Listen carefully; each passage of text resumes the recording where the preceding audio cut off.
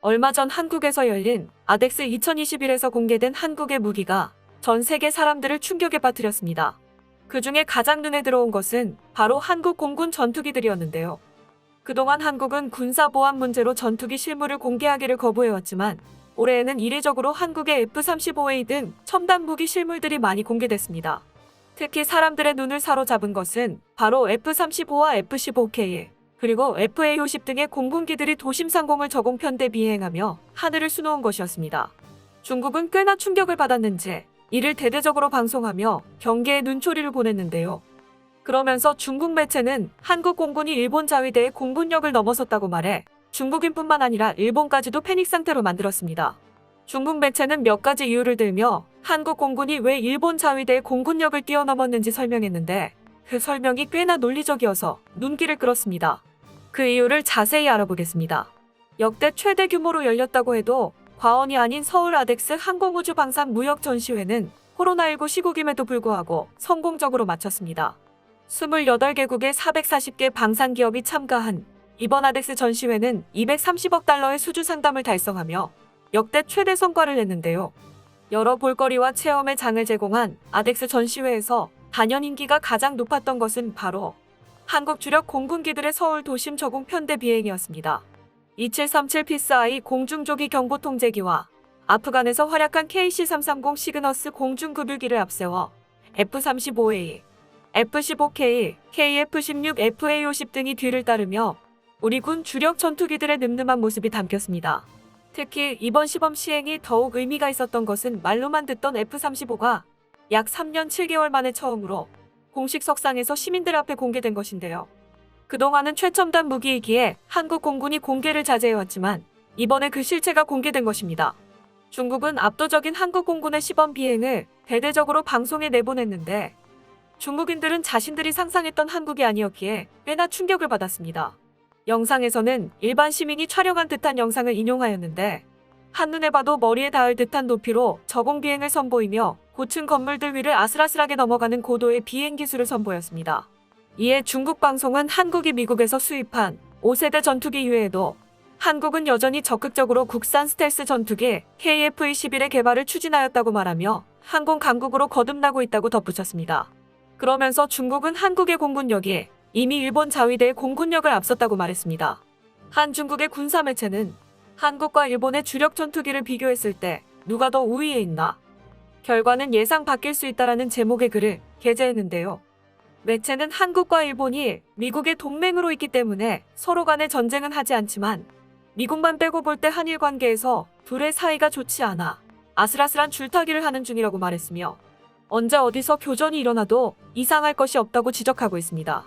만약 교전이 벌어진다면 한국과 일본이 미국으로부터 들여온 전투기로 싸우게 될 텐데 그 규모와 힘에서 서로 차이를 보이고 있다고 말하고 있는데요. 무기의 규모로 본다면 한국 공군이 40대의 F-35를 보유하고 있고 일본 항공자위대가 147대의 F-35를 보유할 예정이어서 일본이 계획대로 F-35를 이상 없이 구매한다면 일본이 규모에서 앞서는 것이 사실입니다. 현존 최강이라고 불리는 5세대 전투기를 일본이 더 많이 보유하고 있음에도 불구하고 매체는 아이러니하게도 한국의 몇 가지 이유를 들며 한국 공군의 손을 들어줬습니다. 제일 먼저 F-35의 효율성 문제가 거론됐는데요. 중국 매체는 미 하원 아담 스미스 군사위원장이 지적한 F-35의 문제점을 인용해 이유를 설명했습니다. 첫 번째로 F-35는 1990년대에 F-16, FA-18, A-10과 F-117을 대체하기 위한 다목적 전투기로 개발하였으나 스텔스 효과 이외에는 기존 전투기와 별 차이가 없다고 말했는데 오히려 중무장이 가능한 F-15가 작전 효율성이 더 우수하다는 평가가 있다고 설명했는데요. 한마디로 현재에는 스텔스 전투기가 필수적이긴 하지만 많은 대수가 필요한 것은 아니라고 전했습니다. 그러면서 양국의 F-15 기종을 비교했는데 일본의 F-15J와 F-15DJ는 모두 미국의 F-15C와 F-15D를 기반으로 개발됐다고 말하고 있습니다. 반면 한국의 F-15K는 F-15E를 기반으로 개량됐는데 이는 F-15J가 F-15C를 기반으로 개량된 것을 생각하면 F-15K가 F-15J보다 한 단계 더 진보한 기종이라고 중국 매체는 설명하고 있습니다. 이는 최근 미 공군의 전술 교리를 보면 쉽게 파악할 수 있는데요. 미 공군의 새로운 전술 교리에 따르면 같은 기종끼리 편대를 이뤄 작전을 펼치는 것이 아니라 F-35와 F-15EX가 편대를 이루는 것으로 바뀌었습니다. 우선 F-35가 먼저 앞장서서 뛰어난 스텔스 성능으로 적진 깊숙이 들어가 적 표적을 아군에게 보내면 미사일 캐리어라고도 불리는 F-15EX가 멀리서 엄청난 화력으로 적을 초토화시키는 전술입니다. 한마디로 F-35 스텔스 전투기는 보조적 역할이고 실제적으로는 F-15를 이용한 화력전이라는 것인데요. 최근 A사 레이더의 발달로 스텔스 전투기도 추적할 수 있기 때문에 일각에서는 화력이 약한 스텔스 전투기에 무용론까지 제기되고 있고, 실제로 미 공군은 F-22 랩터와 F-35를 조기에 퇴역시킬 것이라고 발표하였습니다. 이에 중국 매체는 F-15K가 F-15J보다 훨씬 성능이 뛰어나기 때문에 최근 공군기 운용 동향을 볼 때 한국이 좀 더 최신 트렌드에 가깝다고 판단하고 있습니다. 중국 매체는 한국과 일본이 미국에서 도입한 F-35 스텔스 전투기 성능에 대해서도 같은 기종 같지만 다르다고 지적하고 있습니다. 한국의 F-35는 전략 미국에서 생산된 제품으로 미국 공군이 쓰고 있는 것과 거의 동일한 기체입니다. 반면 일본의 F-35는 초기 대대를 제외한 기체 대부분이 미쓰비시 중공업에서 면허 생산한 것들인데요. 이들은 5세대 전투기를 일본 내에서 생산한다며 대단한 자부심을 드러냈지만 도입 비용이 더 증가했고 미국보다 전투기 생산 기술이 떨어져 불량률이 높습니다. 때문에 일본 항공자위대는 훈련 도중 F-35 전투기 한 대가 미사와시 동쪽 약 135km 태평양 해상을 비행하다 추락하는 사고가 일어났는데, 공군용 F-35A 기종의 추락 사고는 전 세계에서 일본이 처음이었습니다. 실종된 F-35A는 미쓰비시 중공업 생산분 중 한 대로, 이 때문에 미 태평양 사령부는 추락한 기체가 중국이나 러시아로 넘어갈 것을 우려하며 기체를 회수하기 위해 고생했다고 중국 매체는 밝혔는데요. 가장 큰 차이를 보이는 것은 한국과 일본이 각각 개발한 자국산 전투기에서 차이를 보인다고 전했습니다. 일본이 개발한 F-2 전투기는 사실 F-16의 일본판이라고 중국 매체는 보고 있습니다.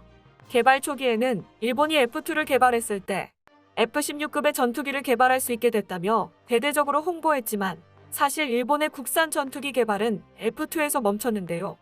개발 초기에 너무 잘 만들었다고 생각했는지 일본은 F-2의 개량을 멈추고 그저 5세대 전투기 확보에 열을 올리게 됐습니다.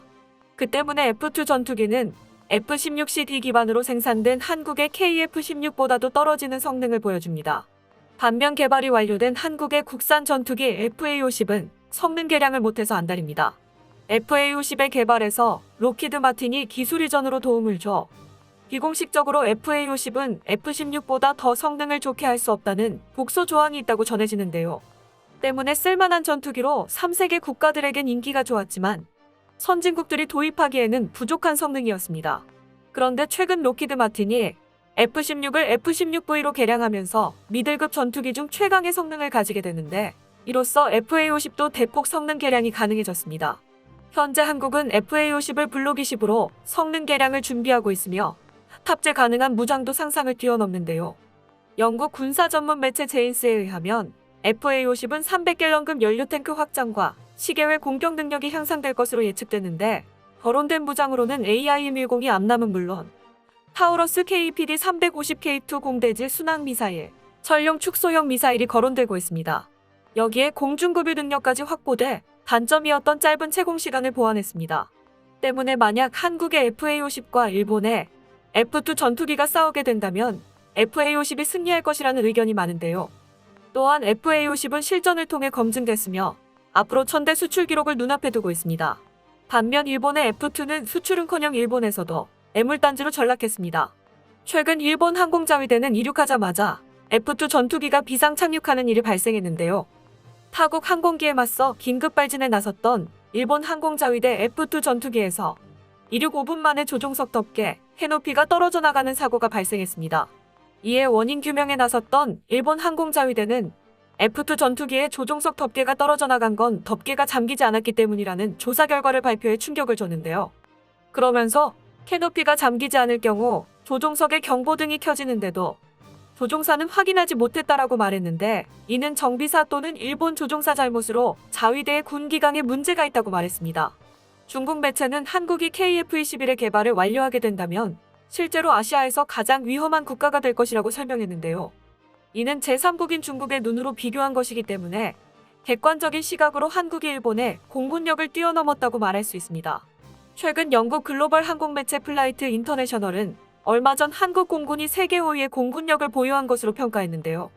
앞으로 한국의 전투기들이 더 발전하는 모습을 기대하며 더 높은 순위에 한국의 이름이 있기를 바랍니다. 끝까지 시청해주셔서 감사합니다. 도움이 되셨다면 좋아요를, 다른 이야기도 궁금하시면 구독을 눌러주세요.